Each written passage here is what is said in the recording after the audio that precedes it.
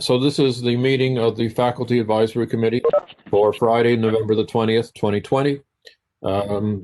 As required by the governor's directive, online meetings are being recorded, and this meeting will be made available on the CSU YouTube site probably by Monday of next week, Tuesday at the latest. Okay, well, welcome to everybody. Let me just get myself settled in here so that I can remember how to share things. I'm just making sure that this is Barbara. I just called in. Did you do the roll yet? No, I haven't. Okay. Is Lois here? Lois, could you do that? Yeah. Where am I? Yes, I can do that. Thank you.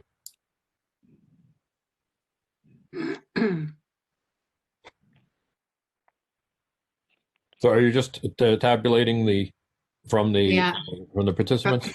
From the list, right? Okay. So we have 17 people here, including Fred Latour as a guest. Are there any other guests?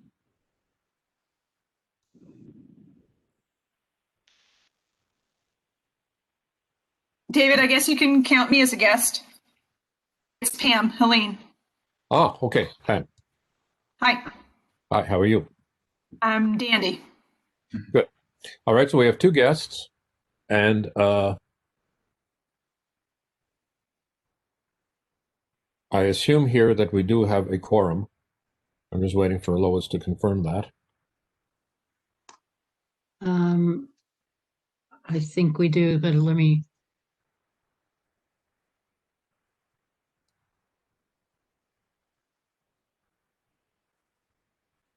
Is Barbara Richards calling user 2? Yeah. Okay.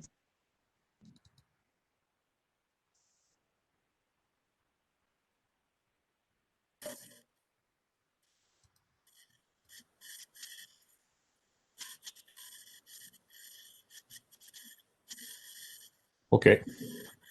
Yeah, we've got a quorum. Okay, thank you. So the first item on the agenda is to approve the minutes, which have been available on the BOR website.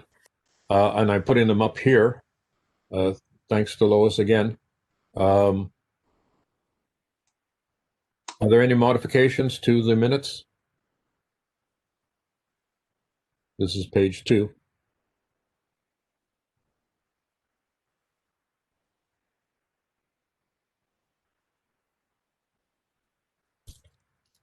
If not, could I just have a voice vote to approve the minutes? Those in favor, say yay. Yay. Yay. Yay. Anybody opposed? Okay, that's approved. We can now pass to the agenda. We have a number of items. There is one which I'd like to move a little bit up, namely Kalina's item, number 7. Perhaps we can move that. I know that you have to perhaps leave the meeting a bit early. Is that still the case? Oh, yeah. Okay, so let's just move item 7 to just after item 3. Sure. Okay. Well, report of the special meeting of the BOR. I suspect we all got the email. Kalina and I attended the meeting, although of course we did not attend the executive session, which made the decision.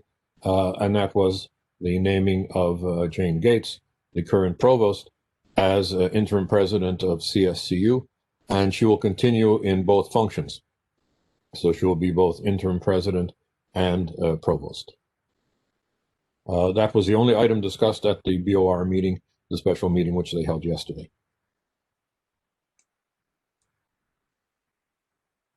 The second point is... David, excuse me, I have a question. This is Mirna.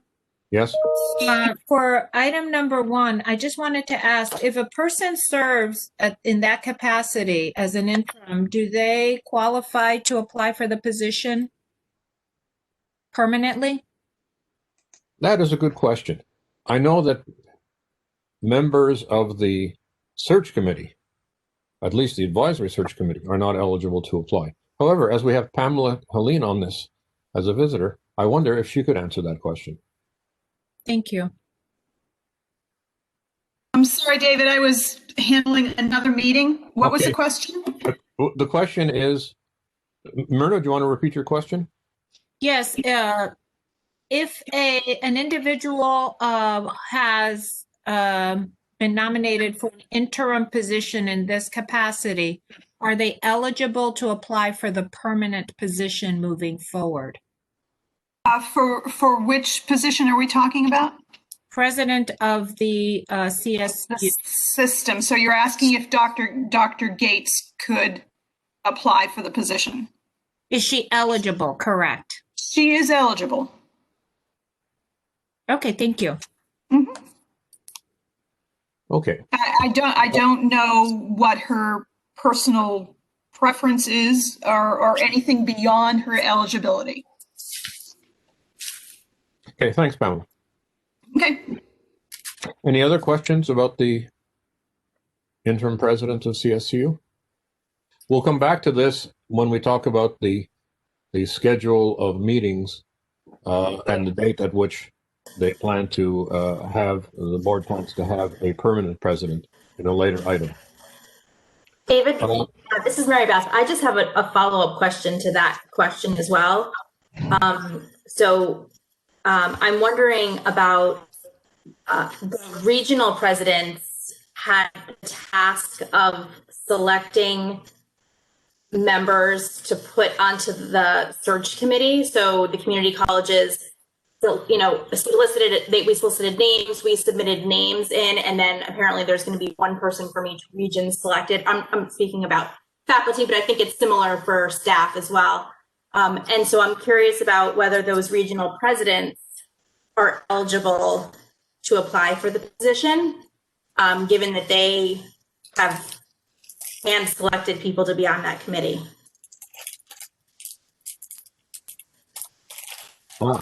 I think another question for Pam. I know of no restrictions.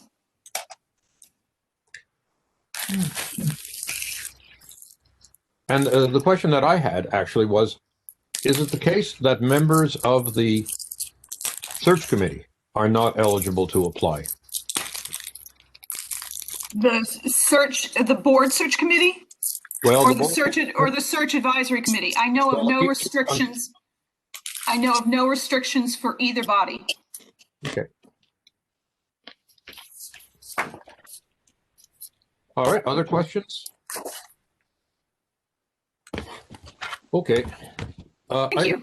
2 on the agenda was the report on the Finance Committee of the BOR and the budget amendment affecting part-time faculty, university, and graduate assistants at the 4 CSUs. And you will recall, and it's in the minutes of the last board meeting, that both I and Kalina objected to the amendment, which had been circulated at the last minute, calling for an additional, I believe it was $8 million in cuts from the 4 universities.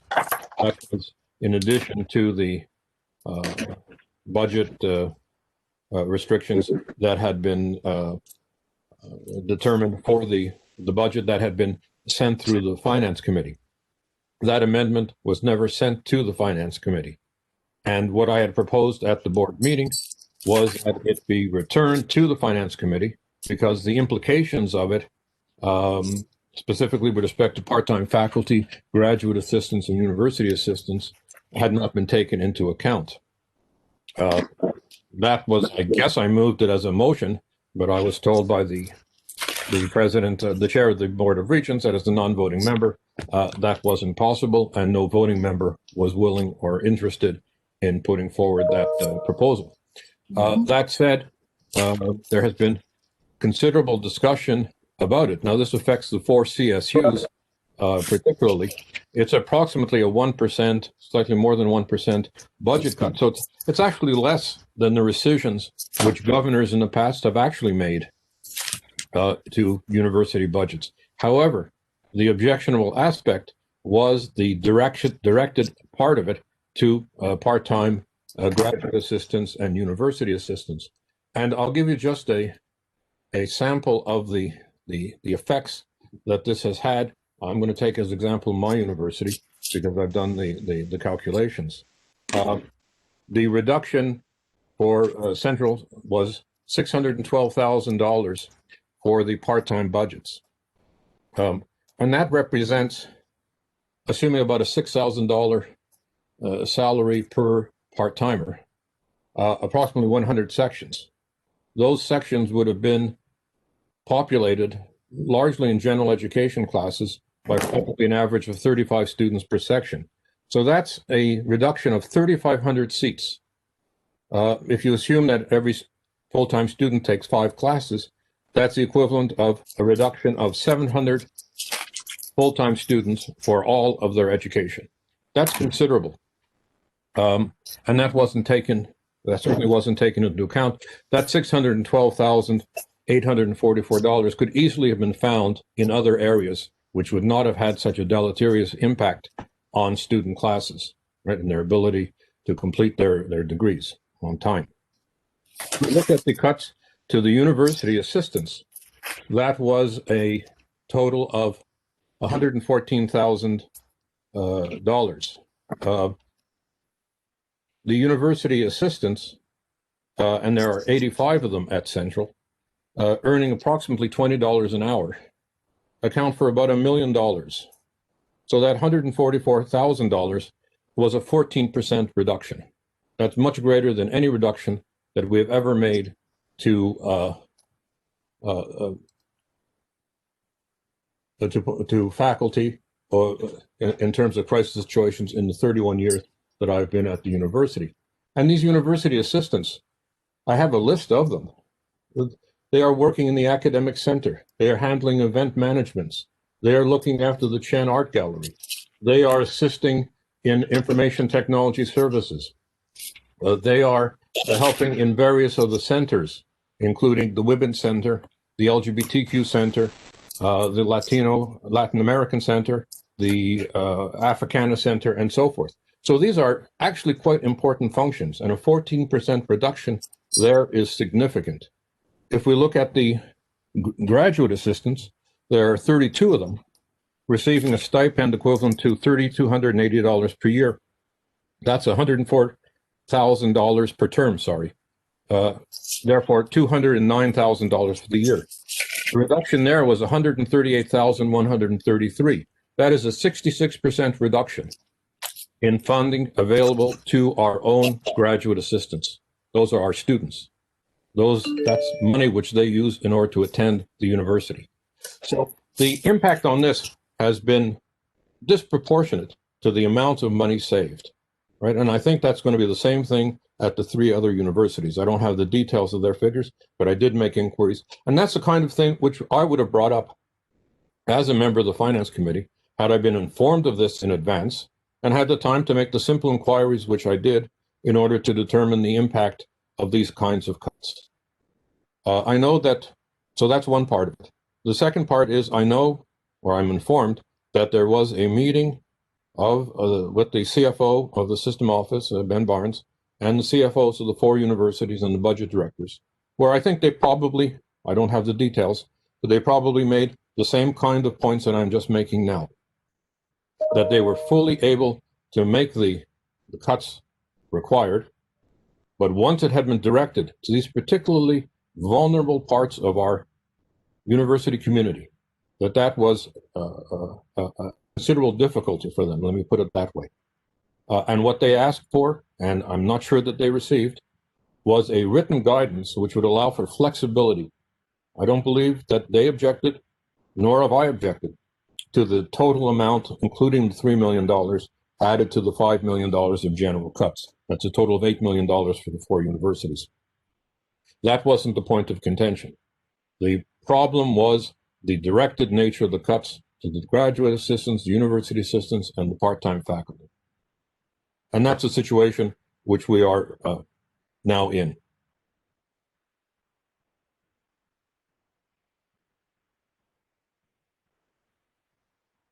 I don't know if there are any comments or questions, but it seems to me that one of the lessons that I have drawn, and this goes back to objections which Colina had some meetings ago when a last-minute amendment was brought to the college student success course. Namely that there should not be these last-minute amendments brought to the board which have not gone through their own committees. I think one of the lessons that we've learned, and which we have actually adopted as a policy for ourselves, is that when we have a resolution dealing with one of the committees, we bring it to the attention of that committee chair so that they are informed of it and can take it into account at their meeting. These kinds of amendments at the last minute, not considered, not vetted by committees of the board itself, really lead to the kind of unfortunate and I would say deleterious decision that we've just seen. Well, that's my take on it. David, I think you might want to check to make sure that the same thing isn't happening with the proposal regarding developmental education at the community colleges, because we received a proposal that's supposed to be going to the BOR at their, I believe, the January meeting, which calls for the abolition of developmental education at the community colleges. The faculty have until, what do we have? We have until December 30th, I think, to respond. Is it December 30th or November 30th? It's December December. 30th. December 30th. We have until December 30th to respond, which gives us very, very, very little time to because we leave for the holidays, in a few weeks. So we are at Naugatuck Valley. We are speedily trying to get feedback so that our faculty senate can produce the resolution, but before we leave. That's another situation where they didn't really consult the people on the ground. Our folks were going to meetings on this back last spring, discovered that their voices weren't being heard. They weren't being taken seriously. And so our English department and math department voted to remove them from that committee.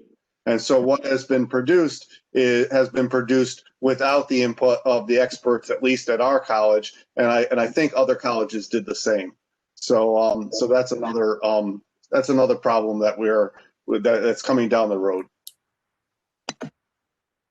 Yeah, I was going to say, David, that this also speaks to the other point that you've been making quite a bit about the fact that the FAC's role is supposed to be to assist the board, and we really haven't had that opportunity, and that there should be a process in place to make sure that folks who are actually involved with students and so on have input in the actual proposals as opposed to just simply feedback after the fact. But you pointing this out, Ron, I think at one point ACME had something like 150 members.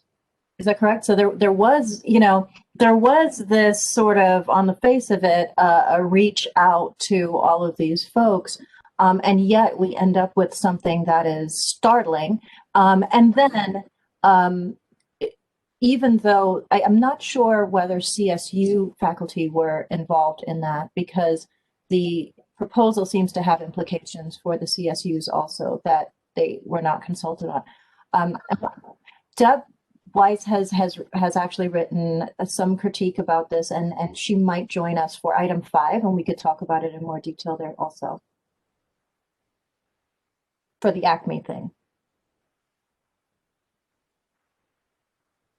Yeah, I mean, the policy states that the CSUs will accept courses on transfer, which we suspect will not even be college level courses. And this is in addition to the departmental or major based transfer articulations on guided pathways, I take it.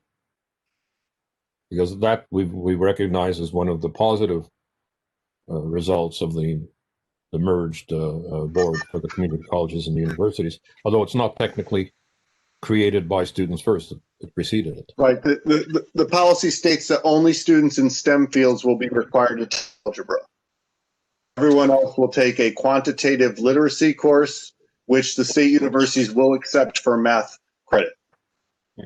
So this completely undermines all the work that the faculty put into TAP. It completely undermines it. TAP, at least initially, was faculty driven. and then it was hijacked at some point. But at least initially, that was faculty driven. Yeah, that's true. And I think that's an issue we should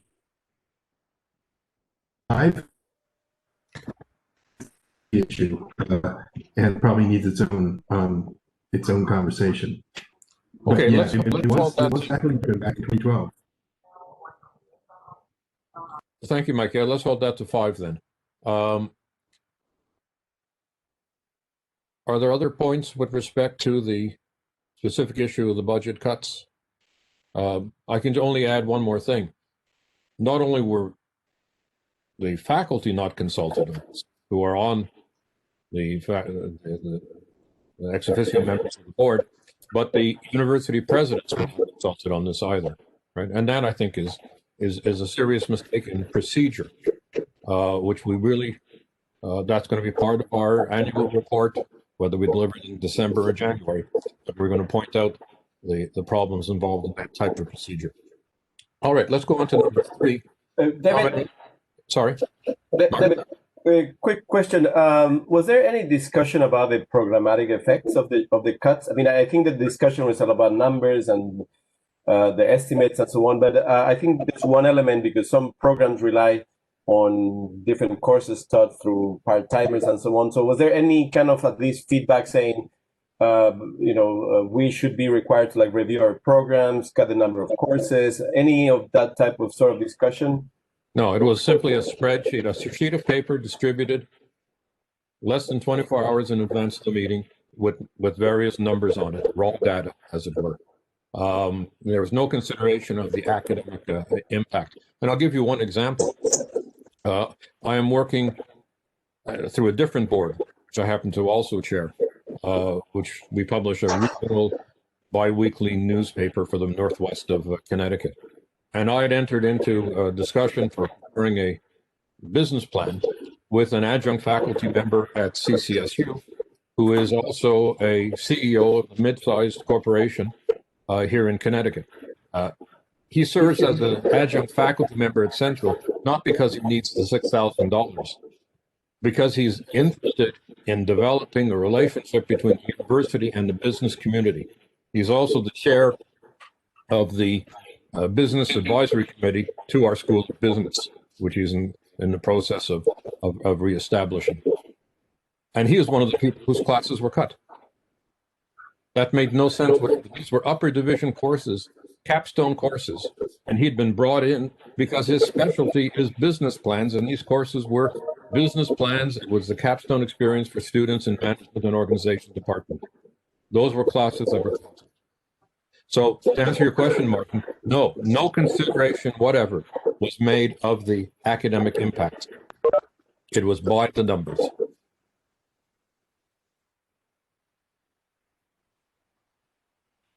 Other points on this? Let's go on to number 3 then. Nomination and resolutions from colleges and universities on the advisory selection committee, it should say, for CSU president. David, first, can I ask a favor? Would you mind not screen sharing just so we could see each other for a little while? Oh, I'm sorry. I Yes, moved the items for the agenda into the comments. Yeah, you know what? Thanks. I'm going to stop sharing. Yes, it is really, it does depersonalize when we can't see each other. And I just forgot entirely. Thanks for the reminder, Colleen. So number 3 is the advisory committee to the advisory selection committee, of which I find myself a member. I was nominated by the AUP to represent the faculty at the 4 CSU universities. But that had the unfortunate effect, and this is a problem which we also brought up at the last board meeting, or perhaps the one before when this was first discussed, but whatever the case may be. For some reason, it was determined that there would only be 3 university representatives, 3 from the teaching faculty and 3 from the administration faculty as well. But there are 4 universities. Why 3 rather than 4 on a committee which is already 37 and which would have simply been 39 if those 2 had been added? I asked the question at the board meeting, and I said, why don't you simply increase 1 more administrative and teaching faculty member from the universities? as far as I can tell, it's on some strange analogy to the fact that there are 3 regions for the community colleges. So there's going to be 3 community college teaching faculty and 3 community college support staff. So they did the same, they determined the same number. And the answer was no, they were not, as usual, no, they're not going to take into account even a reasonable proposal simply to make the committee work better because they had already established it was going to be this way. And the statement was made by at least one member of the board that, well, since there was a union representative, for example, AUP for the teaching faculty, then the AUP representative could come from the school, which is not otherwise represented in the 3 teaching faculty. But the net effect of this was that the Senate at my university had selected Shelley Jones, who was a faculty member, a woman of color in our mathematics department. And she's been very active on campus and she's quite knowledgeable. But once I had been nominated by the AUP, she was simply removed by the chair of the board as a representative. And so CCSU doesn't have a faculty representative other than me who sort of doubles, although that's not the mandate that I received. So that's certainly one of the problems, but I'm not sure about what is happening in terms of the community college representatives. Well, as I recall, too, the community colleges have a grand total of 3 faculty representatives, 1 from each region. Yes, selected or recommended by, which is completely insane. I mean, that's no representation, essentially. Most of the campuses will have no representation. I think a good number of colleges have not really put a name forward. Yes, go ahead. At Norwalk, we were not told the time frame in order to get faculty and staff names in. And when I put it out, I got a call from our regional president saying that we were too late, so we weren't going to have anybody represent us except the AFT union person is from Norwalk. And quite honestly, I would say that if I felt that this advisory committee was going to be listened to, I would be concerned about this. But since nobody's going to listen to this advisory committee, I quite frankly don't care who represents who's on that committee. They're not going to listen to anybody.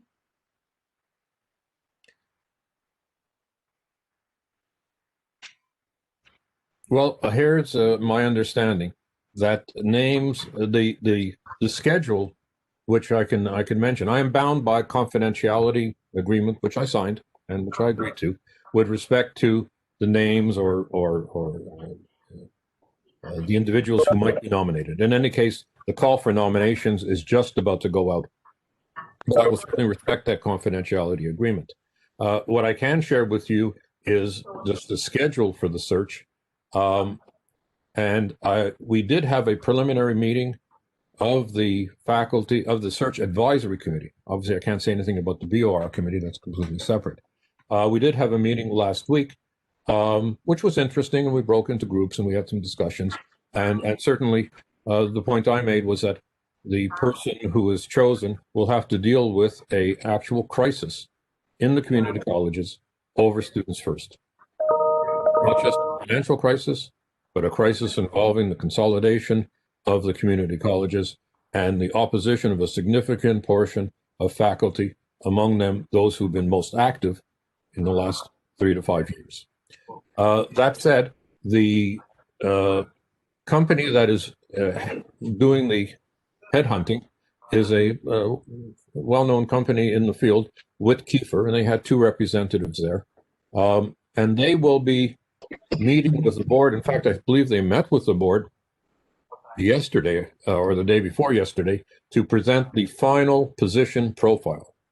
Right? That was not developed at the advisory committee, but has been, I suppose that they took into account whatever the different people say at the advisory committee meeting. So that should be in the works already as of November the 18th. And they plan to launch the search on November 23rd with the application deadline of February the 5th, 2021.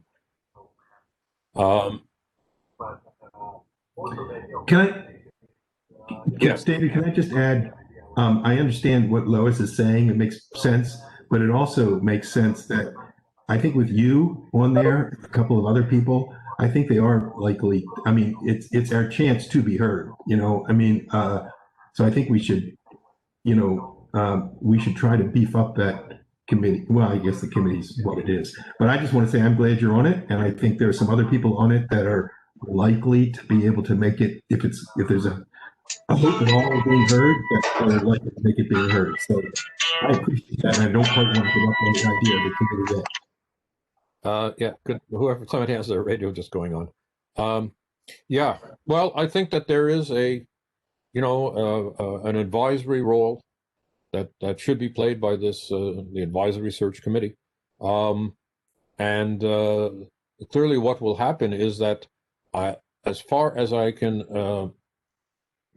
indicate, there will be three, and I may have this wrong, but there will be three members of the advisory committee who will participate in the interviews of candidates. So that's to Mike's point. I think that the impact could be at that level, right? And it certainly will be the case that the advisory committee will provide feedback. There will be a long list and then a short list. The short list would presumably be three people, and there would be public interviews at that point. So I understand Lois's pessimism, and I myself am somewhat pessimistic. Not quite as pessimistic as Lois, but I am certainly pessimistic. But I do also see Mike's point that to the extent that we have an advisory role in this, we should attempt to fulfill that advisory role. I have a slightly different take. That's sort of a middle ground. I think the value of having representation is we will have people to tell us how legitimate the process was from that perspective. And I think that's important.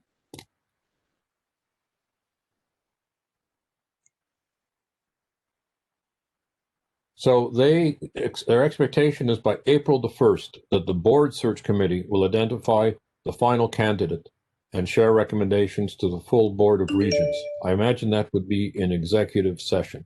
So that would not include myself and Colina. And they will select the final candidate on at or near that April 1st meeting. It's indicated here in the timeline as April the 1st. And that at that point, there should be an announcement. I imagine there will be some further negotiations with the final candidate as to terms of conditions of work and salary. So that may take some time. So their estimate is sometime in April and May that there would be the final appointment and the announcement of the new CSU president. So that gives us an idea of the timetable. So February the 5th would be the deadline for applications, and that should be launched within a week. And then their timeline is basically to make a decision in April, to be announced in April or early May at the latest. Are there any questions further on that?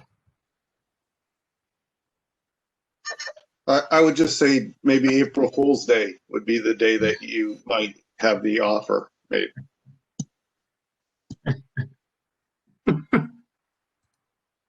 And I'll just throw in there that rumor has it that Malloy is applying for the job.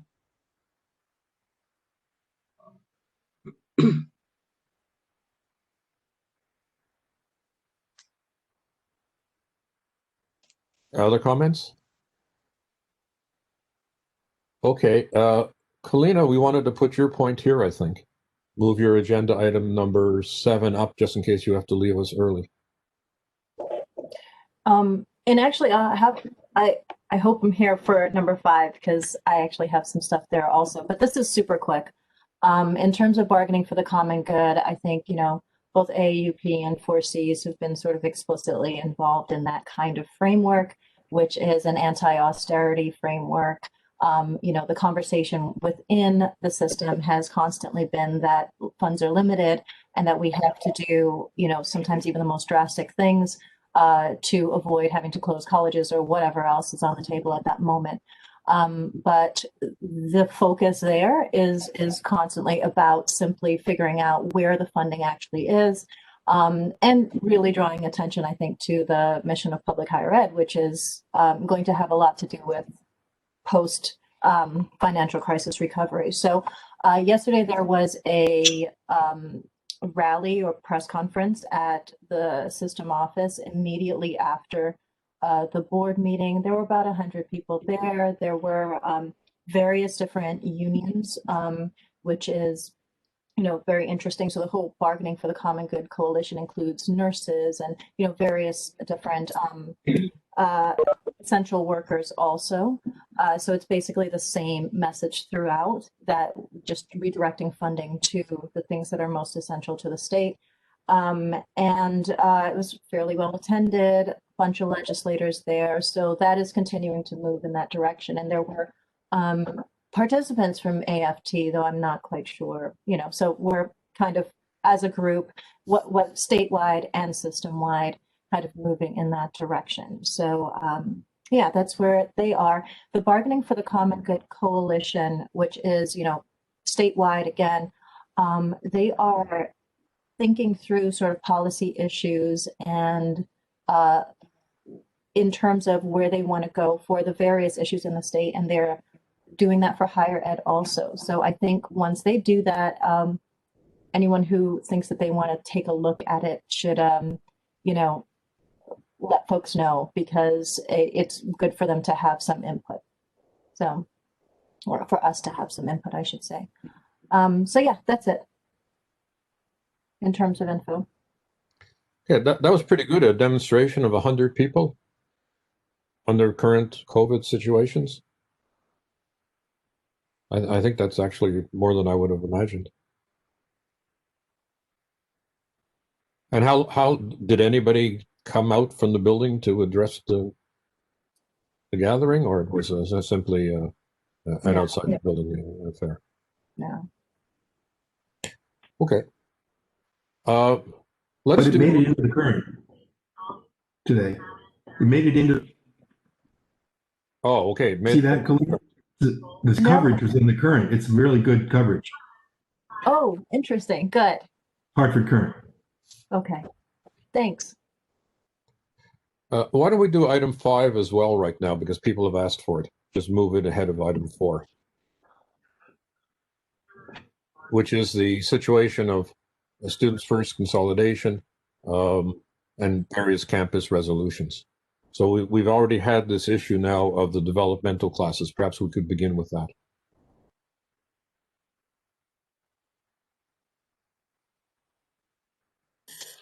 This is Mary Beth. I just wanted to come back to something. I think it was Ron who said this earlier, but I might be wrong who said it, but the idea that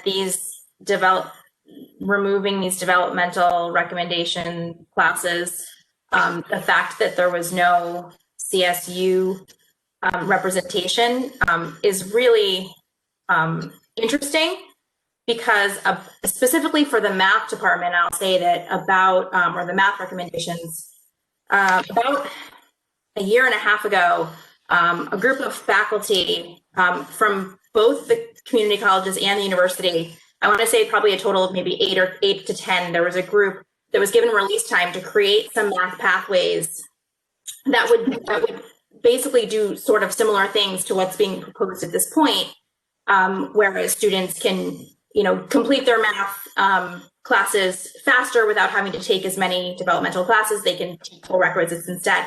And after this work, which was probably about 9 months of work that was put into it, when it was brought back to CMAC, which is our math group that gets together with all representatives from the community colleges and the CSU, and these pathways, and there were CSU representatives on this committee, when it was brought back to the full group and voted on, the CSU representatives all said, we can't get behind this. Our schools don't get behind this, because we really require that all students have intermediate algebra as a requirement before we'll give them credit. So these pathways were created with CSU faculty on the committee, And yet, even so, when it was brought back to the wider group to be discussed and voted on, it was passed on. Like it was not implemented. And the CSU said, we won't be able to give students credit for these classes. And then now these new recommendations that were created didn't have any CSU representatives on the committee, and basically are doing the same thing, basically are, coming up with the same plan. And when we asked, when this was presented to math faculty a couple of weeks ago, we asked the question of, well, has this been discussed with the CSU? And do we know for sure that they will accept these courses?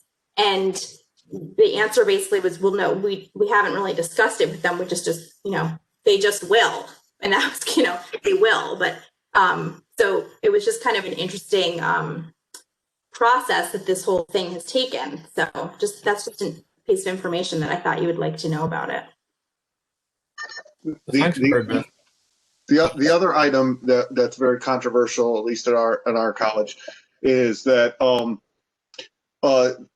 students will be placed in English and math based on self-reported high school GPA. Now, the faculty specifically, even the faculty who stayed on this ACME group that didn't protest by getting off the ACME group, even those faculty said that high school GPA was fine, but not self-reported, because first of all, most of our students don't even know what GPA stands for. Okay, they don't know what GPA is, and every high school has different GPA scales. I mean, some of them have weighted scales, and some of them do not, and so on. But the provost initially, she said, because of COVID, because we couldn't use a placement test because of COVID, she's been this year forcing us to use student-reported high school GPAs. So she blamed it on COVID. Now, okay, in the proposal that came out, they're making that permanent because they're claiming that self-reported GPA is the best way to place in English and math. And again, if you want to use multiple measures, students are free to request multiple measures, but we will not be using multiple measures such as SAT scores and things like that unless the students want that. And only to place them in higher levels than their self-reported GPA. In English, it may not be that big of a deal, although we do have students who enter functionally illiterate, who cannot put a sentence together. Those students will probably fail English 101 no matter how many supports they get alongside it. But in math, it's going to be a huge, huge problem in math. Huge problem. Deb, I know that you've sort of looked into this issue and looked at the research that they did in support of that self-reported stuff. You want to jump in here? Yes. Hi, everybody. It's good to see you all. And Leah, thank you for inviting me to join this very distinguished group. I actually have a 3-page document that relates to the research that they have presented in their proposal. And it was honestly not my intent to do this. When it came out, I was very upset, especially regarding the math issue and the lack of consultation with the CSUs. And also it made me wonder, having worked on TAP FERC for so many years, it made me wonder, well, what happens to all of those agreements now? Those were all based upon a certain math requirement.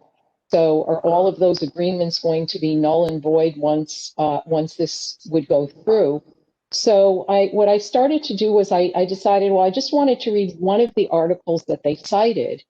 And when I read that one article, it just struck me that they had so cherry-picked the information from the article to support what they wanted to support.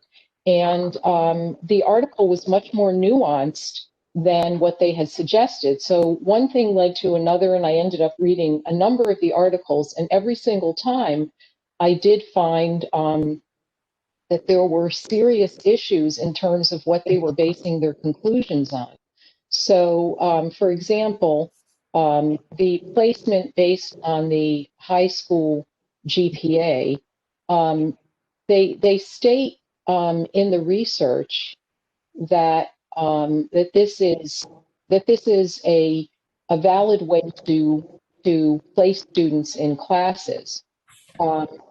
However, when you read, and this is among their own articles, it's much more nuanced than that. You know, so it questions it one of the articles, the BOR one, which was the 2019 one, the most recent one, stated that you would want to use GPA in conjunction with looking at courses, looking at select courses as well, and that math placement actually requires a higher overall GPA. And they also questioned, okay, is this valid for students who graduated a number of years ago? And what do we do with those students? And then regarding the whole self-reporting issue, they cite an article, which really isn't an article, by Cadleck and Dadgar, which is 2020. And they state the latest research indicates that student self-reporting of high school course grades and GPAs can be reliably used in place of official high school transcripts. Well, I did find that in Cadleck and Dadgar. However, that was really not an article, and that was a website by an organization called Strong Start to Finish, which is described as a network of like-minded individuals and organizations, blah, blah, blah, who come together for one reason, to help all students, not just select few, find success in post-secondary education. So basically showing that, this was not a peer-reviewed article, and I couldn't find in that particular article that they cited information at all that stated that this was a valid way, that self-reporting was a valid way. In fact, there was also another article that they had cited that said that we really don't have enough information about this to make a decision about self-reporting of GPA. And that was an article from 2019. So I'm not sure where they would state that this is the most recent research when I couldn't find it based upon these articles. And the whole premise of the co-requisite rather than the prerequisite, again, if you look at the articles, if you read these in more depth, they really show that there are a lot of nuances to this, that it's not just the co-requisite model being better, but actually, when you look at one of the articles, so just scrolling through here, so students who are on the margin of needing just one remedial course do seem to benefit in some instances from co-requisite, but students who have a level of academic preparedness that is much lower actually are harmed by not having remedial courses. So they're advocating for this one-size-fits-all model, when instead the articles are very clear that state that that there are a lot of nuances based upon student levels. And also the one that they cited, one of the articles that they cited as being in support of using a co-requisite model and stating that students were so much more successful, what happened was the data were actually confounded, and it was exposed in this one article that really what students were doing better on was that the math requirement had changed. So they teased this apart, and they found that it wasn't really the co-requisite per se that was resulting in more success, and that students who had done the prerequisite model had been just as successful in this modified math program. So they're just lumping together. I mean, it's very sloppy. It's very, very sloppy research that they're putting forward to support this. And I had put this commentary that I wrote is about 3 pages. I sent it on to some people, and I have some suggestions for changes, but so I'm going to do a few revisions on it. but I'm very happy to share this. And I think that we do need to come at this from the point of view that this could actually be very harmful to certain students, especially the underperforming students who could be significantly harmed by this approach of one size fits all in terms of what we're going to do.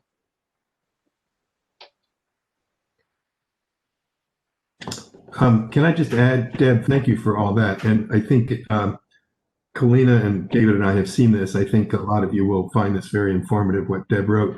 I just want to remind us that it might be worth our time to contact the people who wrote that, Deb, so that they can sort of talk about how this is sort of what that group did that wrote a piece in the Connecticut Mirror about how some of the language was cherry picked for something else as well. And they actually contacted the authors who responded and said, yes, that's right, that was cherry picked.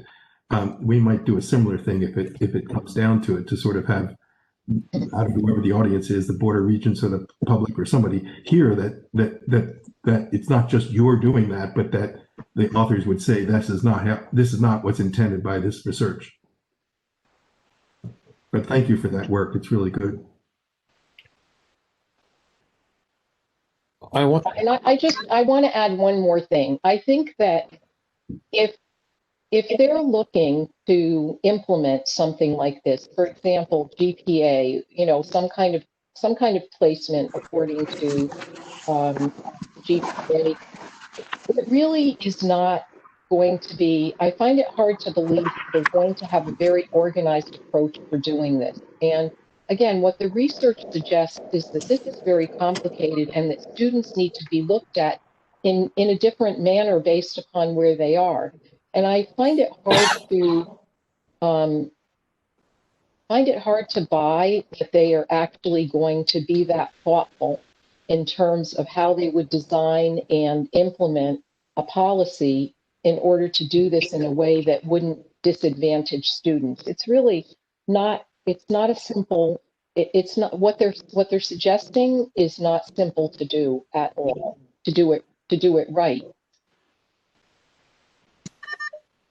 Well, and the point you make, Deb, about changes to the course and changes to the course requirements, rather than the co-requisite being the issue, raises the concern of the proposal that most students will be enrolled in a quantitative literacy course. I mean, I don't even know what that is, and it certainly doesn't sound like a college level course. So it sounds as though they're going to water down our scientific or mathematical reasoning standard down to the point where they can get people through regardless of how they come in. And what they'll be getting, at least in terms of math, and is they'll be getting a degree that cheapens what a liberal arts and sciences education really is. And, and yes, students do go off in different directions, and not everybody has a liberal arts and sciences degree, okay? But our general education program is supposed to at least give students what we in higher education believe is a liberal arts and sciences foundation for the rest of their lives. And in this particular instance, they will not be getting that in terms of their math ability, which, is really an important reasoning skill. It's not just something you use to balance your checkbook, right? It's an important reasoning skill that students will not be getting. And it probably be the students who are coming in least prepared, who are coming from the high schools that are most problematic, okay, and high schools that tend to deal with vulnerable populations. So we're creating a system where perhaps students of color or poor students, right, who come from poor areas, get a different type of education than middle class and wealthy, which already happens, obviously, but they're doubling down on that. Yeah. It appears to me that what we're actually aiming to do is data hacking, right? So, some of the measures or the data points used for success for these sorts of initiatives are things like, attempting college level math and English within the first certain number of credits or something like that. Now, with these adjustments, we will our success is guaranteed, right? Of course, everyone will do that. And likewise, with the adjustment of the sort of math requirement, more people will succeed. And that is it. And what's striking to me is that we've actually seen this play out. I think when this was all introduced to us at first, we were using Tennessee as a model. I think that's similar to what they did. And a few years on, it's evident that it's no longer an admirable model, right? We're seeing the effects of it. And I believe that the universities have just extricated themselves from that group also. So it's very short-sighted thinking. And it does amount to, sorry, we've been doing all this like Kendi stuff at school, but I mean, it amounts to mistaking equality for equity. And it also amounts to creating not just an assimilationist, but a segregationist system, in the sense that we are relegating certain students to the margins and just saying, like, sorry, we can't afford to educate you, right? Because all of this allows the least prepared students to drop completely out of our net. And what you found, Deb, I think was something similar to what was found when we read the CCS 101 course proposal, and also in reading certain budget proposals where, remember the $25 million paying for itself claim was supported by a pamphlet and not actual scholarship or research. So this is pretty consistent that a lot of the justification for this direction is not based on the kind of research that you'd expect from, higher ed. So, all right, this is Lois Amy, and I am going to support what Mike Shea said about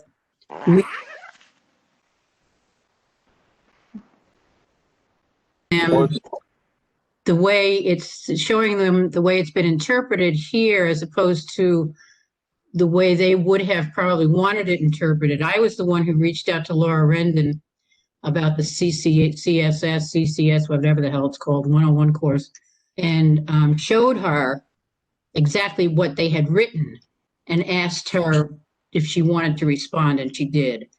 And I think that we need to call them out and continue to call them out on stuff like this, because they're doing this, when they do all of this research they do, they cherry pick what works for them, and they just put all this stuff in here. And I think we need to continue to keep calling them out, and we need to reach out to the people that they're cherry picking from and saying, hey, this is what they're doing. This is how they're misinterpreting and misrepresenting your research. Could I ask a question about the CSU implications for the CSU universities? Fred Latour is here, who's from our math department. Does this cause a problem? The way in which this report, this new policy, which I don't think has been yet approved, would that be a problem for the CSUs? Yes, because, I mean, first of all, the current TAP is based on the implication that the students will take a certain course, as Deb was saying, and so that would require a revisiting, not just of the discipline. I don't think it would be the discipline-specific TAPs, but it would be the common 30 credits.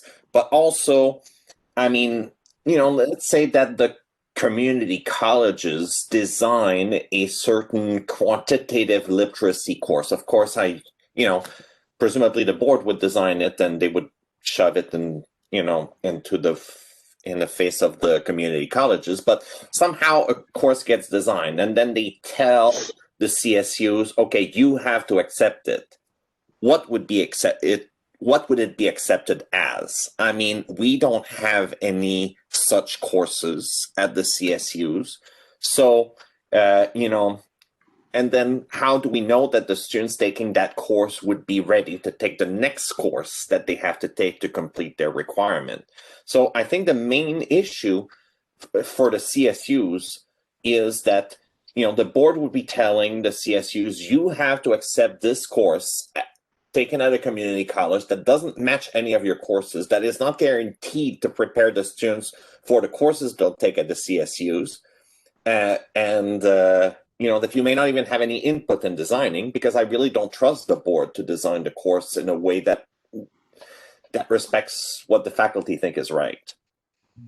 So, and then they're also saying that, I mean, one thing that they mentioned is that, whether a course is accepted as transfer credit should be based on course objectives rather than course prerequisites.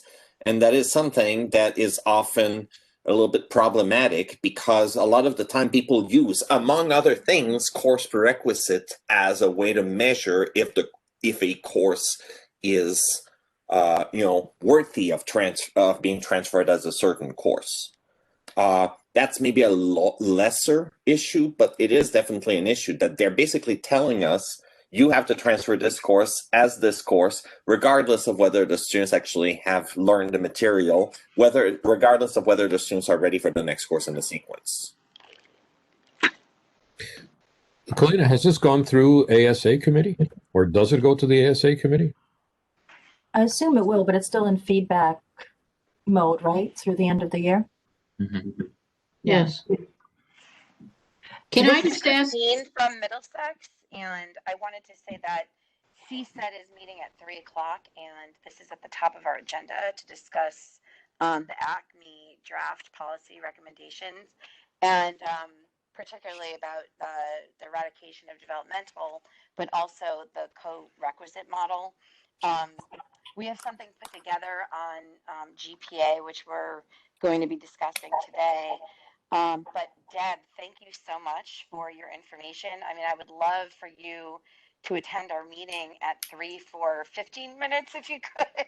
I'm sure you can't, but I mean, I was trying to furiously take copious notes while you were talking about, not just cherry picking of the data, but also the non-peer reviewed, I think is really telling.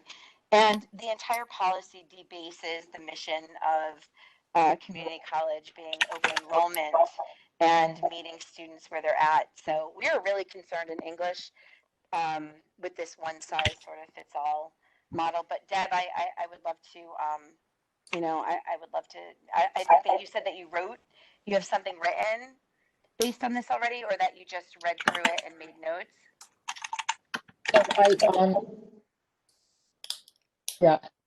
No, I do have something written. Unfortunately, I have another meeting at 3, but I'm happy to send it to you.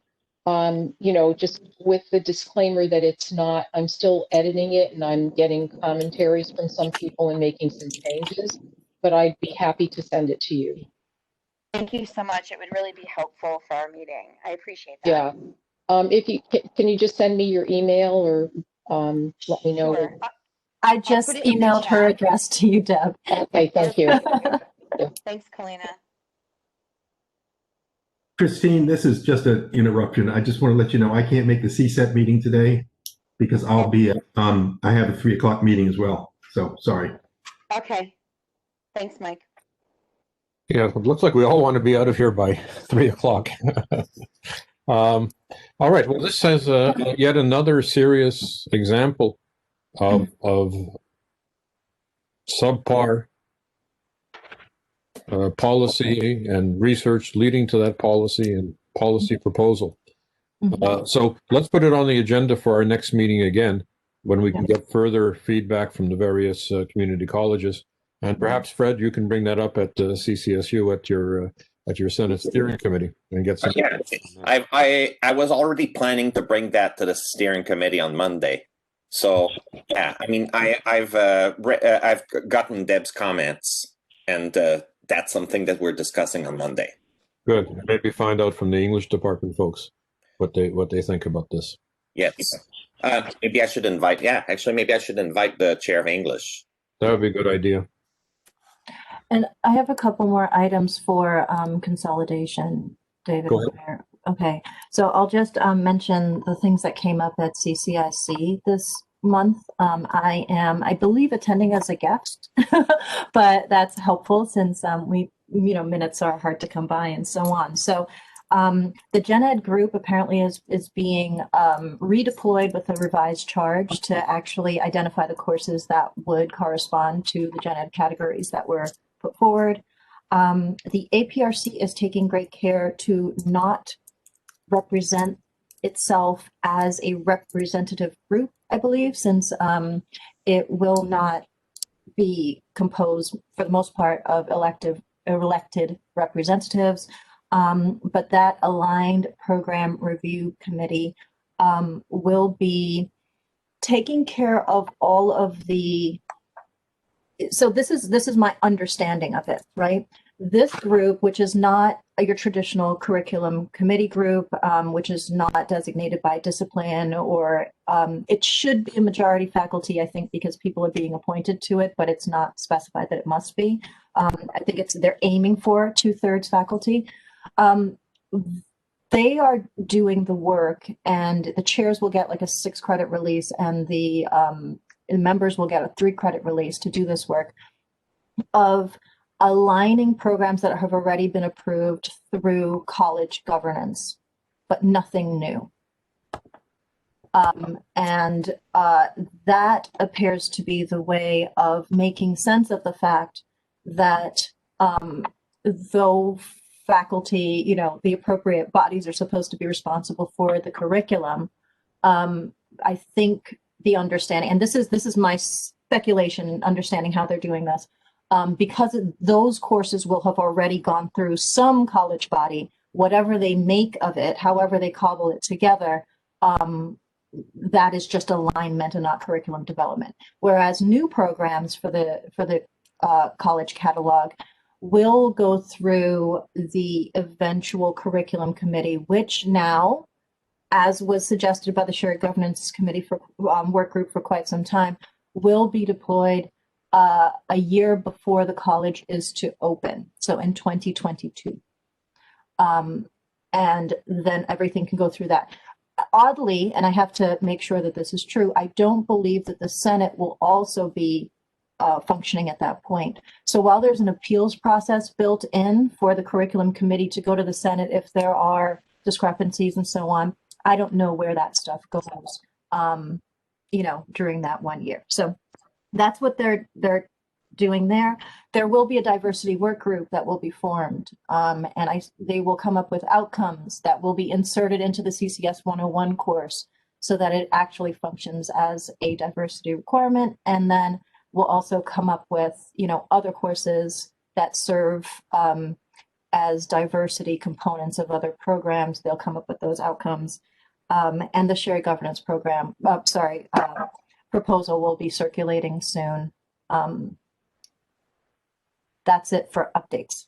And then I do want to propose something that I think has been kind of an issue ever since. So March 26, 2019, there was a hearing, or whatever they call it, a public hearing at the Higher Ed Committee at the Legislative Office. And a lot of the justification for consolidation involved a so-called 35-step process that certain students had to go through, and it blocked them from getting, using their financial aid money for books, etc.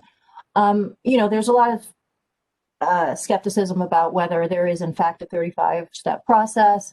And a lot of these issues seem very easily resolved. And in addition, the obstacles that they described really only have historically applied to about 1.2% of our student population. They are the students who are concurrently enrolled. But it does seem that in this academic year, there might be more people who end up wanting to make use of this concurrent enrollment. So I put together a little, oh yeah, I am able to screen share. Let me bring it up. It is very straightforward. Can you see that? So everyone can see that fairly well? You can make it a bit bigger if you could. Sure. And That's good. okay. I'll just read it very quickly. In March 2019, at a forum at the Students First Consolidation Plan at the Higher Education Committee, System Office Leadership identified obstacles to our students' progress that could be addressed fairly quickly and fairly straightforwardly with: 1, a common application; 2, a clearly defined process to refine the claimed 35-step process of concurrently enrolling in more than one community college. And 3, small loans or something from foundations or other sources to temporarily cover any textbook costs or fees when a student's financial aid is unavailable until the end of the semester because they are concurrently enrolled at more than one college. To our knowledge, say again? Okay, to our knowledge, almost 2 years after reporting both the difficulties students face and the cost of these inefficiencies to the Higher Education Committee, no efforts have been made to remedy them before fall 2023. The challenges of concurrent enrollment have historically been relevant to only slightly more than 1% of our student population.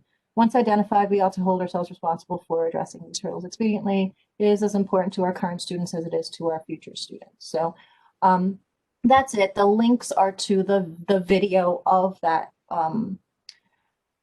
that hearing or whatever, where they describe the process and describe the obstacles. And, you know, this is again, you know, if it is a legitimate problem, and there's some disagreement about how legitimate it is, but if it is a legitimate problem, this is once again another area where we are prioritizing our future students over our current students. And these all seem like fairly straightforward fixes. It's a very small amount of money when you think of the number of students, and it's usually what happens is that they can't get access to their financial aid money to buy books at one college because it's held up at another college. So we're talking about a couple $100 maybe that I'm sure we can find that can be guaranteed by the financial aid office or something. There are ways around this. So just like to encourage them to do that. So. Kalina, thank you for bringing this up again. The loans, that's how we handle it already. The loans from the foundation for the students at Naugatuck Valley, that's how we handle it. The other thing is, when this first came out back in 2019, I ran this by one of our associate registrars, and he told me it's more like a 10-step process. And he said, and most of the processes require someone just to click a button. And he said he could get through the entire process in about 10 minutes. Mm. So, and that's what I've heard from most places also, right? Yeah. But if the concurrent registration issue is an interesting one. And I've seen it in the past for the 4 CSUs when I was on a committee which was looking into course management software and the implementation of the Vista system, which is the precursor to Blackboard. And a big point was made by the system office folks that it was absolutely essential that all the 4 universities have the same platform so full-time students could take courses in more than one university. And I kept asking, how many are there? And it wasn't until we had a new chancellor come in, David Carter from Eastern, who was not happy with the whole process of this implementation committee and the unilateral costs that it imposed on his university. And we found out that of the 30,000 students enrolled in CSU universities, there were 18 who were full-time students taking a course in more than one CSU. Yet the whole argument for this for having one platform rather than, for example, Southern had a different system at that point. We were proposing Moodle for CCSU, etc., was based on numbers which were exceedingly small. Never mind 1%. This was 1/10 of 1%. So, the problem here is that data is used against us when it's unfavorable to us, and it's usually those spreadsheets that go on for 100 pages, and all of a sudden, the financial crisis is upon us, and the only way to solve it is through the consolidations of the community colleges. Yet when data would be helpful to getting an objective understanding of why so much effort and money is being placed in a particular project, then we don't have those numbers. And so I just find it disconcerting. I'd like to move to approve this recommendation. Who is the recommendation from? This was FAC in 2019. Was it already approved? No. So wait, say that again. Is it says here FAC recommendation to the board. Is that No, approved, I'm Colina? proposing that we make a recommendation to the Oh, I board see. based on the system office presentation to the higher ed committee in 2019. Okay, good. Okay, Yeah. then Francis, your motion is in order. Thank you. Can I make a comment on it? And I completely support this, but if you will remember, I asked David Levinson this question when he was at the FAC in August about doing this single application that we've been talking about for years. And do you remember what his response was? I don't. His response was that he didn't know whether or not we could actually do it if we were independently accredited colleges. Right. And you have been pointing out for years that there's a common application across For the every, country. yes, Yes. yes. So I think we have to address that somewhere in here. Yeah.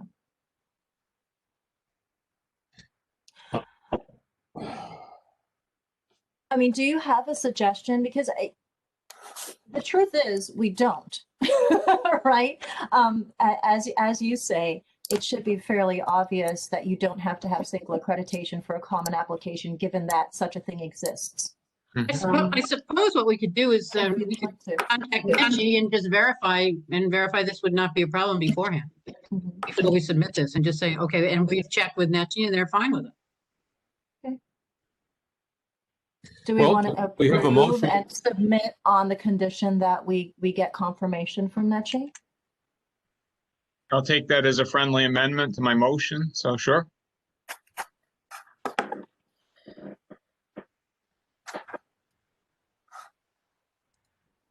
Can I second my own? Yeah, I'll second. Fran. That's good. Okay.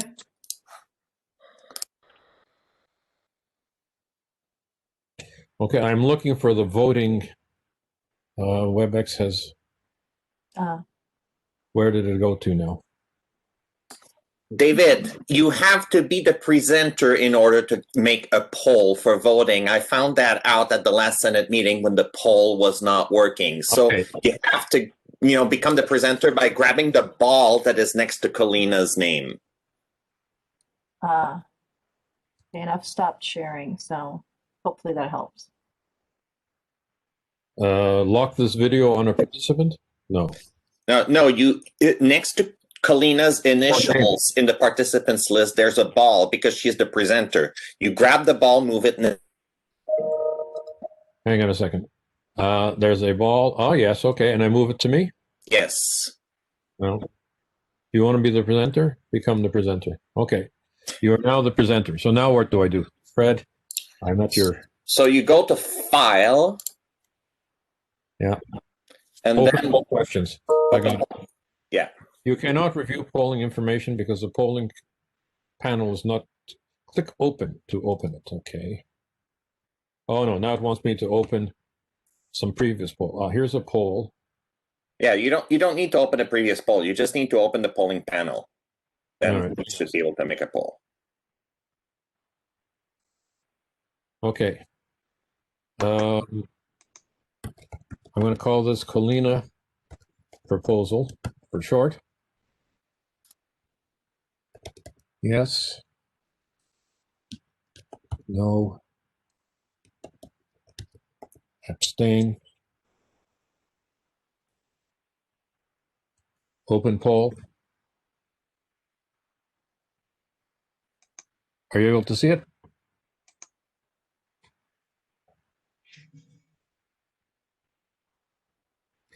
I think I can't vote when I'm the presenter. I'll vote twice for you. I'll just add my vote in at the end. So remember, you have to be an official voting delegate according to the complicated FAC rules. And again, remember to hit submit at the bottom. This is Barbara. I'd like to vote yes, please, by phone. Okay. And While we're at it, could I know who's calling user 4? It might be me, Mike Emanuel from Northwestern. If it's okay, Mike. 0028. Yeah, thanks, Mike. and who's calling user 2? It's Barbara Richards. Oh, it's Barbara. Okay. All right. Well, I'm going to close the poll. And So the vote is 7 yes, and there's 2 more, namely Barbara and myself. So that's 9 yes, 0 no, and 1 abstained. 9-0-1. Okay, that's passed. I'm going to close the poll.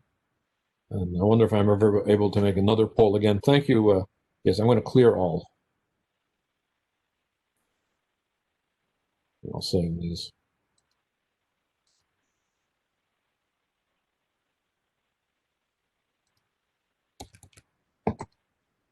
Okay, good. Are there other items that you wanted to bring up, Kalina? I think that's it for consolidation Okay. stuff. Let's go back to 4 then, the annual report from the FAC. I think the idea is we've been asked to make it, or we've been asked if we want to make it a December meeting.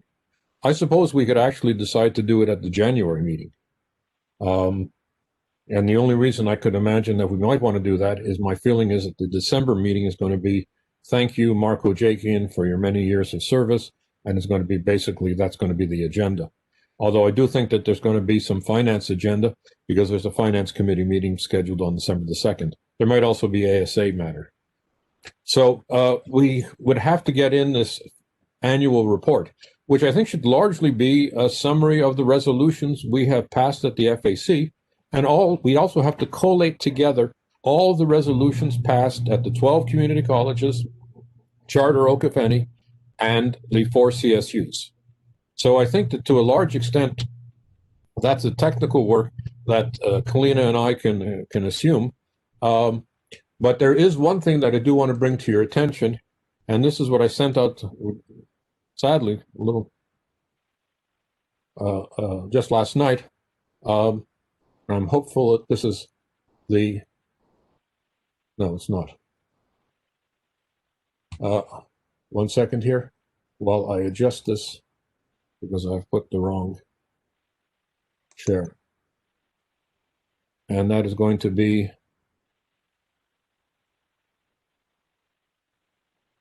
you see it now, back to basics? Okay, it seems to me, and I've only shared this like recently with everybody because it came to me only as a dream one evening. The Board of Regents has launched the slogan, everything's on the table, right? And, you know, that fills one whole PowerPoint screen with nothing else on it. And it seems to me that we have to have an alternative to that. And my suggestion is back to basics. Namely, what are the basics of public higher education? And so I sat down and I wrote this up. I think it's preliminary. I would like to get your comments, your criticisms, and your suggestions, but I would like to be able to include this in the annual report. Right? And what I tried to do was sort of develop just basic principles that we have discussed here on many an occasion, as applies to what I call part 2 of public higher education, because we have to remember Section 185 also deals with the University of Connecticut. We are only one part of public higher education. But that certainly does include the 3 sectors of the CSUs, the Charter Oak State College, and the regional, as the Section 185 calls it, community-technical college system. And so if I may, just let me read it quickly, and we can see if this is something that, you know, we would like to include as a matter of principle so that we have a counter to this everything is on the table, which is wrong for 2 reasons that I think we all understand. Namely, firstly, there's lots of things that we are doing that are right and that should be continued, both at the community colleges, in terms of the programs that you folks have worked so hard to develop, in terms of the classes that you teach, including the support that the staff provide for students, and at the universities as well. So that's not on the table. We are not, you know, recreating de novo public higher education part 2 in the state of Connecticut, although that's sometimes the impression you get from the students first people. And secondly, of course, we know not everything is on the table, namely students first. So in response to that, I would like, and you know, you may agree or differ, but I'd like to get your views on this. I would like to make something like this as part of our annual report. namely the idea that we should build colleges and universities from the bottom up based on shared governance and respect for all participants, not top down through command and control driven by spreadsheets. We still have by spreadsheets rather than academic goals. So that would be like the first one. Secondly, build public higher education institutions based on the knowledge and the skills of the faculty and staff who design programs and courses, teach classes, and support students. Thirdly, respect the distinct missions of the universities and the colleges, which feature a mix of teaching, research, and service components appropriate to each type. Fourthly, respect the autonomy and integrity of the constituent institutions, in particular maintain local control, along with regional and statewide cooperation, and on that basis only, further sharing of resources. 5, respect shared governance, which ranges from faculty control of curriculum to administrative control of executive appointments, with appropriate consultation at all levels, including budgets. 6thly, support research and creative activity by faculty and staff in both theoretical and applied fields, and community outreach and engagements in both the public and private sectors. 7thly, increase the rate of student graduation, decrease time to graduation, and close the achievement gap for minority students. Provide students with the knowledge by providing students with the knowledge and skills for further higher education and for successful careers. 8th, share best practices and where appropriate services between and among institutions based on bilateral and multilateral agreements for reciprocal benefits, not bureaucratic directives. 9th, review and revise strategic plans for system and sector-wide projects, including identifying strengths and weaknesses and applying correctives when and where they are needed. And 10th, lastly, I thought 10 would be an appropriate place to stop, promote fiscal responsibility so that both the structures and budgets of the system reflect the mission and ideals of public higher education, and to assure equity and social justice so that all residents of the state can avail themselves of affordable, quality public higher education. Well, that's my proposal. I'm sorry that I wasn't able to get it to you earlier, but I leave the open now for further discussion. David, this is Mike. I had a chance to read it. Thank you for sending it. Also, I just want to say I'm glad. I want to thank Lois for being the person who contacted the researchers, and that piece in the Connecticut Mirror was really good. And I thought so that's great that you reached out to her. I just wanted to say I think I'd like to add something to the beginning of this piece, and I'd like to see what you all think. I'd like to say CCSU is an under-resourced and underfunded institution educating underprepared students to help make them productive and engaged citizens. I'd like to start with that to remind people what we're trying to do, especially, in the face of this slow-moving coup that's happening and the kind of lack of civics understanding. I mean, everybody needs to understand that we need better citizenry. And we're under-resourced and underfunded to do that. I'd just like to start with that, and then I would suggest that you make number 7 number 1 because it's about students. And I think, and then maybe number 10, I think, which is about the shared resources.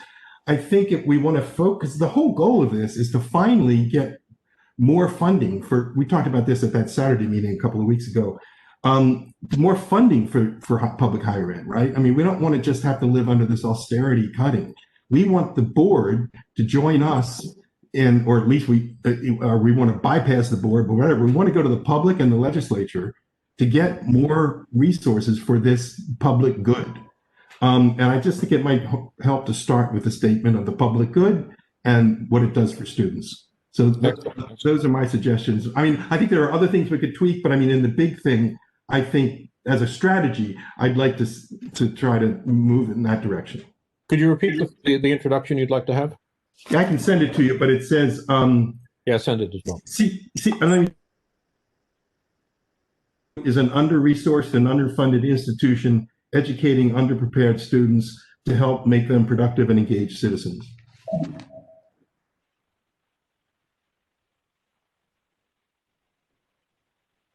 Okay. Other suggestions? What I'm going to do is I'm going to take all these suggestions and try and work it into a second version.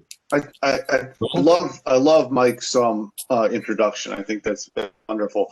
My only concern is that many of these items, okay, are items that are being cited by the students first people, and the reason they're doing student first. So the whole consolidation, for instance, on all this guided pathways and consolidation stuff is all being defended by the fact that it will increase student graduation, decrease time to graduation, close the achievement gap. They're using all of the language in here to attack higher education in Connecticut. So I'm wondering how we make the same argument without the response being, well, then why are you fighting us? Because that's what we're doing as well. That's the only issue I have is that all of these wonderful values that are presented here have been co-opted by people who are actually trying to harm us. And so how do we take them back in some way? Do we need language that does that? I don't know. Well, I think that's the advantage of, and I'm trying to read David's mind here, of putting some of the other items actually in the forefront, such as autonomy and bilateral, multilateral agreements and so forth. It's structure. The structure is the problem, the power structure. And if that isn't addressed, even if we get more money, if that's not addressed, nothing's really going to change. So I could go either way, and it's your document, David, and I think it's wonderful, by the way, but there probably is no way of getting around what you're mentioning, Ron. They are going to co-opt all of this and say, we're doing all of this, actually, no matter how it's phrased. One other thing, I don't think we want to wordsmith this to the point it goes beyond a single page. It's beautiful. Yeah, one page. That's the idea, one page. Yeah. Did you have something? If we talked about this and you'd added the stuff about not being led too much by the data, right? Or data hacking, right? To item 1. But I think maybe part of the concern with number 7 is that there could be some mention of the fact that there should be some connection between however we're measuring student achievement, like not just graduation. We can easily increase the graduation rate. We just give out diplomas. We can easily increase time to graduation by, decrease time to graduation by simply making everything easier. So about either studying precisely what it is that students need to be more successful, or making sure to adhere to the principles and ideals of whether it's, ideals for, public education or something like that. Something that says what it is we're trying to offer students that's not just a credential, but an education. Mm-hmm. Well, I think that's good terminology. And I will certainly add that in. David, I just had a comment. It's in here. This is Myrna, if I can speak. The number 7, where I agree with all the comments that have been made and recommendations. I serve on several committees that are struggling with using minority students as something in a document, as opposed to first gen marginalized students versus minority students, because that has, from committees I've been serving on, have a kind of a negative connotation. So I'm wondering what the rest of the committee thinks. As I look at this, certainly I understand what is being recommended here, but I would ask that the statement be changed to more specific low-income, first-gen, marginalized populations to be more inclusive. Mm-hmm. I agree wholeheartedly, Myrna, because when we are talking about, when we're reasoning about how to change outcomes, we're talking about causal connections. Right. And while we should be reporting out the sort of racial implications that all of these things, to make a causal impact, the cause of the equity gap is not race.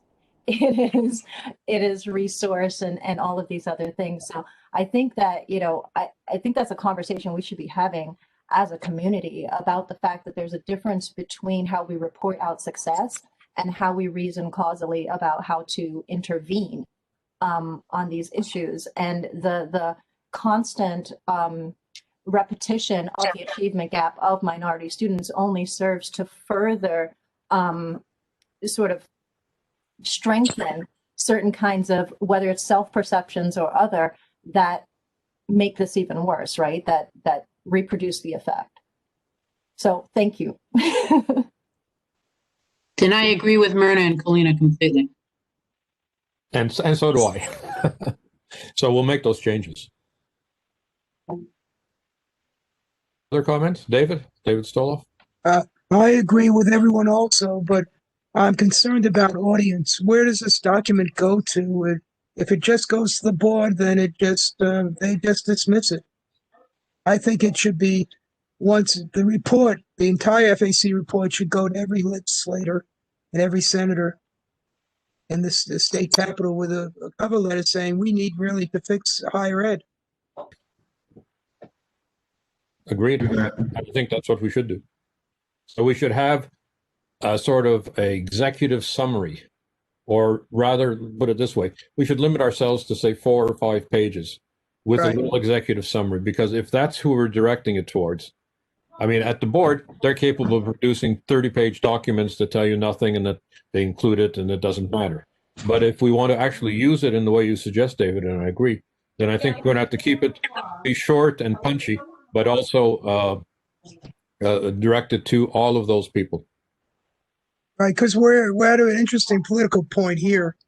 The person who's now currently head is a friend of all the politicians. He has long histories with them. The person who's going to be interim head comes from academia. In some sense, people do have some connection with her as an academic. Who gets ultimately appointed is an interesting issue. Ultimately, the governor is going to decide. If we could keep the system not political but academic, we'd be in a better position. But on top of that, we're not going to do that unless we win the people who make the decision. The legislature makes the decision on all this.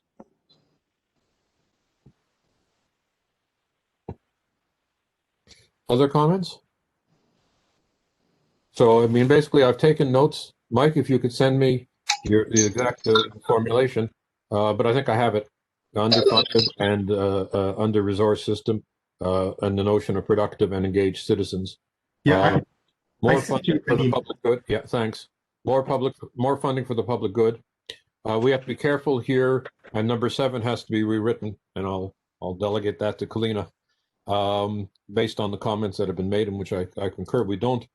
We have to be careful about the terminology and not use the derisive terminology, which unfortunately appears there.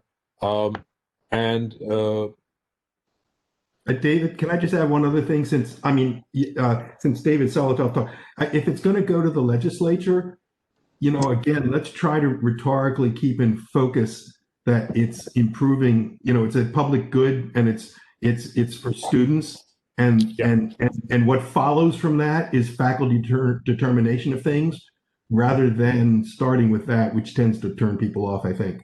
Yeah, and that's your suggestion to move number 7 to number 1, which we'll do. Yeah, the idea. Yeah, thanks. Okay, other comments? So could we approve this in principle, subject to the modifications we've discussed, and I'll work it out with Kalina to include in our annual report? So moved. Second. Okay, I'm going to have to get out of stop sharing to get into vote mode.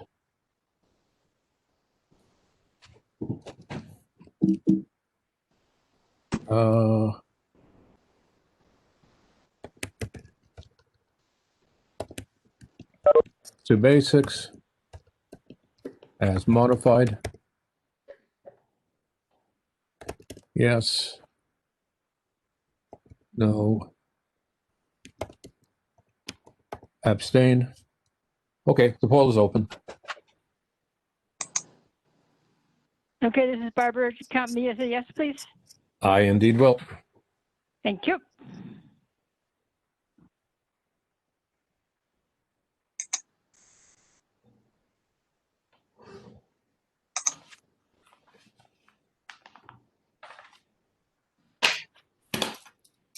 Okay, another 10 seconds.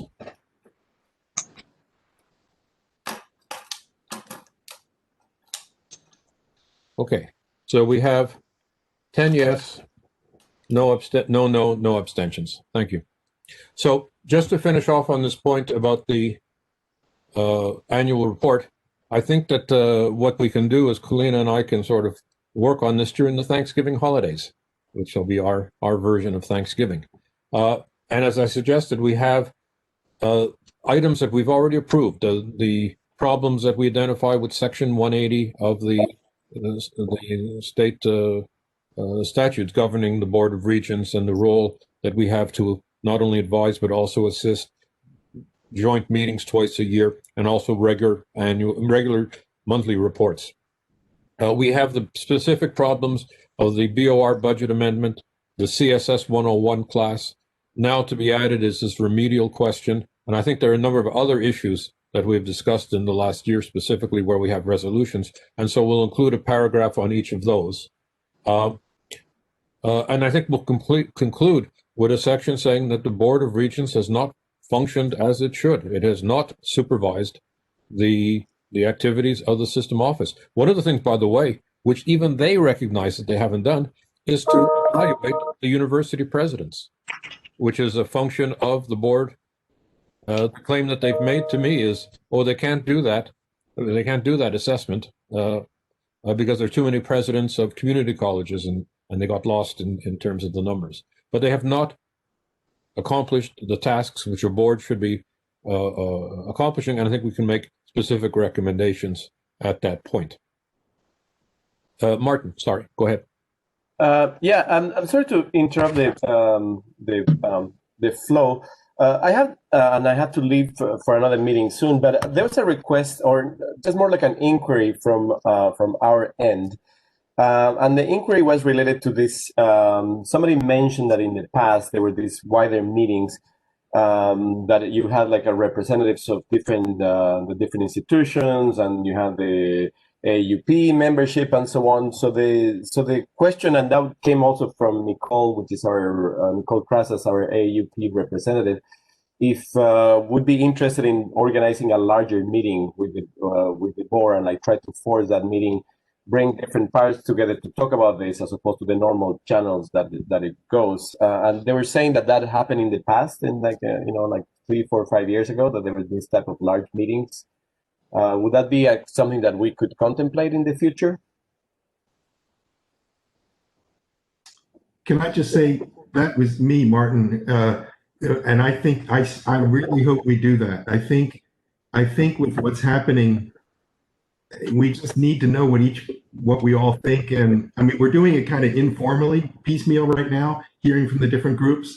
But I think setting aside certain Saturday afternoons for lots of people being there, unfortunately, it just helps to cross communicate so that we increase our the efficacy of our message, I would say. But I don't know what. Yeah, and this is what this is what my colleague, former Senate President Greg Kane, said when we were exchanging emails, and he said, back in the day, I sound old. We had CSU leadership meetings, 4 Senate presidents, FAC representatives, and AUP leadership in the same room to discuss strategies. So I think they're thinking about like something like that at that high level to involve, senates and their presidents, so make a big stink. So as a sign of wider mobilization. So they asked me to inquiry if this would be the right place to kind of foster that discussion. I mean, I again, sorry to interrupt, but I just want to throw that idea there before I move to the other topics. Kalina, do you want to pick up on that? I mean, it's something like the meeting that was held a couple of Saturdays ago. Right. Yeah. So we've been kind of informally doing that. I think we did it in response to reopening during the summer, and we also did it a couple of weekends ago, and are overdue to do it one more time. So we've been wanting to do that. I mean, I guess that's something that we could just cobble together ourselves. Yes. We can continue to do those. So maybe just we should make sure to put the right people in touch with each other, and make sure we have a complete list. The one downside to that is that we can't include everyone on FAC, because then it would become an FAC meeting and a public meeting, unless we wanted to do it that way also. Well, we'd have to designate one person not to come. Right. That would be the opposite of the designated officer for State of the Union speeches. But yeah, that's absolutely necessary. We have so many different institutions and unions and so on that those conversations have been really helpful. Okay, so let's add that to the list of things that we want to do. The next meeting of the board is in December. I guess Kalina and I could put this together for December and present it at the board at that time, or would it be better to wait to January when there be a new interim president and possibly greater? Well, I hesitate to say greater likelihood of actually being listened to. I'm not sure about that. But anyways, let's prepare it for December and see what happens. I think that what I'd like to have, though, is a list of all of the resolutions passed at every community college and every CSU. Mm-hmm. Kalina, do you have that, all of those? There is one place that I believe they are collected. If folks can, how about I email that link out to everyone and you can check and make sure that it's complete. I know, so, and then if there are any extras, just send them in and we'll get the whole thing together. Another consideration in terms of when we want to present to the board is that if the audience for the report is the legislature, do we want to get that in before they are in session so that they can consider and yes, that's an argument for December. That's an argument for December. So let's aim for December. I think we can do that. We need to have it into the secretary of the board by December the 10th. I think their idea is they're just going to include it amongst the hundreds of pages of agenda items, but we're going to actually ask to speak to it. Yeah, we're supposed to present, I think. Yes. Okay. Mike, you have something? Yeah, I just want to ask, do you think, I was reminded when you just said what you said a couple of minutes ago about, do you think we should invite Jane Gates just as a formality or as a, I know the December meeting's not a good idea because David's coming, but in January, since she's been appointed, it's might be the right extend an open hand. Yeah, we've invited Pam Helene, we've invited Alice Pritchard, we've invited David Levinson. I don't see any reason that we shouldn't invite Jane Gates. That would be for the January meeting. Yeah. And the invitation could go now in wake of her appointment, and even though she wouldn't be coming till later. Okay, are there any comments on that? Or I take it it's either positive or neutral. We can go ahead with that. I have no problem with that. I think it's a good idea. Okay. All right, let's then pass on to, so we'll circulate to everybody the report that we're going to be sending before the 10th, just for any changes that you may wish to make. But I think we have an idea of the structure of it. We have the back to basics as it's been amended. And so I think we can go on to item 6, which is questions for David Levinson and Michael Rook for our December meeting. I do think we need to collect questions in advance, right? So that we don't have just statements that we make. We want to have specific questions that we want to ask of him and also of Rook. So I'm not quite sure how you'd like to proceed. I don't think we have to do them now, but you should send them in to Kalina and me. And so we can collate and make a list of them, which we'll submit back to everybody before the meeting with those two. I agree with all of that, David, but I would also send them to those two guys. Of course. That when they come here, they can't say, it's easier to follow up on a question that's already been asked than it is to ask it on the floor. This way they will have a chance to look at it, and an evasive answer is easier to, I think, pin down. Yeah, that's what we did with Alice Pritchard, and I think that was helpful when we asked those questions about the COVID-19 measures for reopening of universities and colleges in the fall. And we actually have the list that we created last time Levinson came, but he didn't have the opportunity to answer a lot of the more specific questions because we asked them, he didn't have enough time. So we could take a look at that, prune them down if necessary, and then make sure to submit them to him with lots of time in advance. I don't know if you want to take a glance at them now or if we should set a date that we get them by so that we can get them to Levinson with enough time. I think the latter. Okay. And our next meeting is, right now, gotta check the date myself.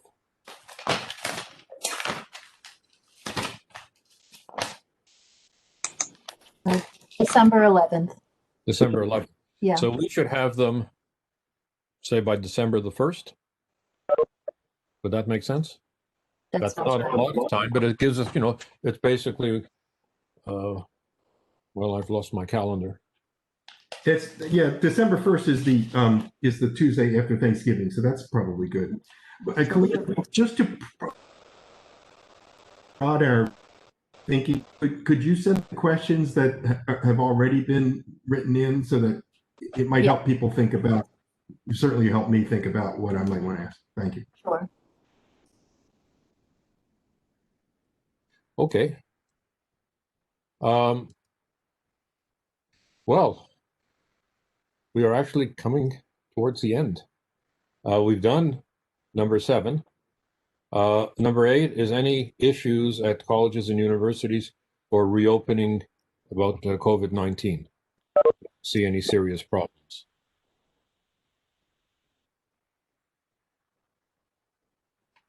It looks like we're functioning as we did for the fall. Yes. Southern is. Yeah. So if there are any issues that are outstanding, I know there was a question of professional staff being required to come in without consideration of remote work. And I know there was some question about the high flex courses at the universities. And we, of course, had, and we'll put it in our annual report, the concerns we had about testing. Although it seems to me, so far as I can tell, that there haven't been major crises at the universities or at the community colleges in terms of COVID-19. So, I would say at Norwalk, we've had some real concerns because there's no contact tracing really being done at all, whether it's by the Norwalk Public Health or anybody else. And Norwalk is certainly in a red zone. Connecticut keeps rising. Yeah, we had a couple of weeks ago, we had 10 cases. Last week we had 5. These are reported. And I'm hearing more from other faculty that they're not necessarily being reported. And you can figure that if you've got 10 or 5 or whatever else that are reported, how many are there that are just not being reported? And there was one that happened in the academic center, and none of the people in the academic center that were there were contacted by anybody at all and being told that a student had tested positive, and were they near this student or not. So we have some real issues going on. okay, so that's the contact tracing issue at the community colleges. Contact tracing issue, yeah. I see it is now, I don't want to cut the discussion off, but I think unless there's more issues, we will just go back to some of the ones that we mentioned at the beginning because it seems to apply again for beginning of classes again in January. The only thing I would add to this is that I agree. I think Lois makes a good point. I think we should remind them that that's a reason to do what you're continuing to do, not, oh, we didn't have a problem, so let's open up wider. You know what I mean? Like, I think it's, yeah, I just want to make sure they don't start thinking, oh, well, we'll have more on-ground classes because it worked. It worked because we didn't have them. Yeah. Right. And of course, I mean, even at the occupancy rate for the residences at the universities was a definite problem, and they have tried to get up to 40% of classes on ground for this for the spring session, and I'm not sure the students are actually signing up for it. So we can look into that again. We have still the December meeting, so perhaps we'll put it at an earlier item on the agenda and take a look at that. With that, it brings us to other business. Calling once, calling twice. Oh, there are some requests for the research committee to do work. I think we've been too busy to really address any of the items, but I might work on a couple between now and December, kind of easy things. Would you? That would be good. And then we have an item on the agenda. So let me put that as a reminder that the research committee will be on the agenda for the December. I know you had requested looking at faculty credentials, I think, David. I could do that. I could go through the catalogs and do that. Okay. That's pretty easy. Yeah. And the other issue that came up today is the different types of students that we have. There's one size fits all model. Community college, there are recent high school graduates. There are recent immigrants to the country who speak very little of English. There are people who are returning for some college education after years in business or in the military. Those are different groups, and we don't really have any feeling for how many of them are there. So I mean, to know better who the faculty are and to know better who the students are, that would be really good. And of course, we need to know how many cats we have. So that's Lois. Okay, with that, can I have a motion to adjourn? So moved. Second. Any objections? All right, it's 3:01. We're 1 minute late, but I think we've accomplished quite a bit today, and we will definitely get back with the annual report, a draft of it within the next 2 weeks, next 10 days, hopefully. All right. Okay. Bye, everybody. Bye now.